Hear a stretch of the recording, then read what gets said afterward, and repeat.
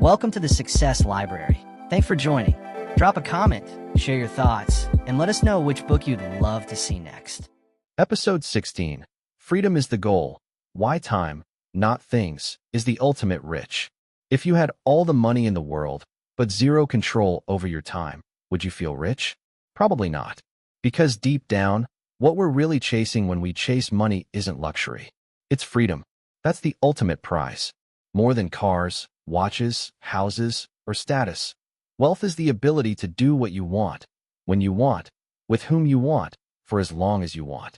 And yet, most people never realize that until it's too late. So let's break this down.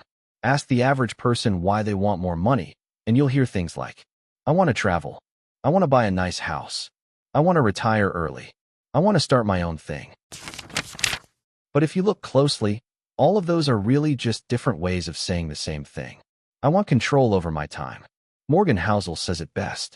Controlling your time is the highest dividend money pays. Let that sink in. The true purpose of money isn't just consumption, it's liberation. Freedom from alarm clocks. Freedom from bosses. Freedom from saying yes when you want to say no. But here's the problem. We live in a world that constantly pushes the appearance of wealth over the reality of freedom. You see someone with a big house, expensive car, and designer wardrobe, and you assume they're winning. But maybe they're drowning in debt. Maybe they work 70 hours a week to afford that lifestyle.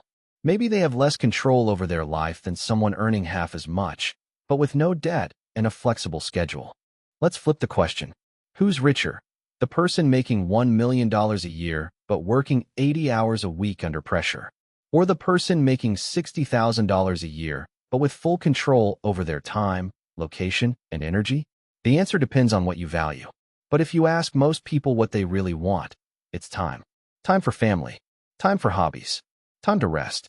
Time to live on their own terms. Here's a story that illustrates it. James was a corporate lawyer making over $400,000 a year.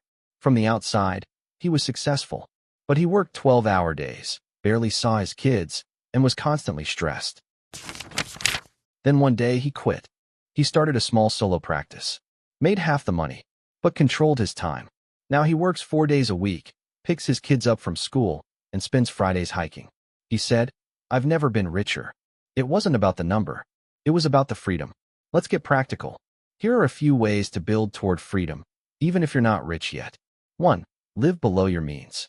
Every dollar you don't spend buys you time.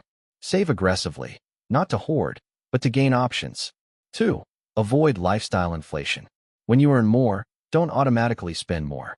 Let the gap between income and expenses grow. That's your freedom gap. 3. Say no more often. Protect your time like you protect your money. Because time is actually more valuable. You can't earn more of it. 4. Prioritize flexibility. Instead of chasing the highest-paying job, consider roles that offer time freedom, remote work, part-time gigs, or project-based income. 5.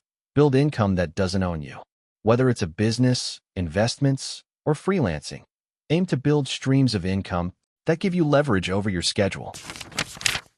Here's the mental shift. Don't just ask, how much money do I want?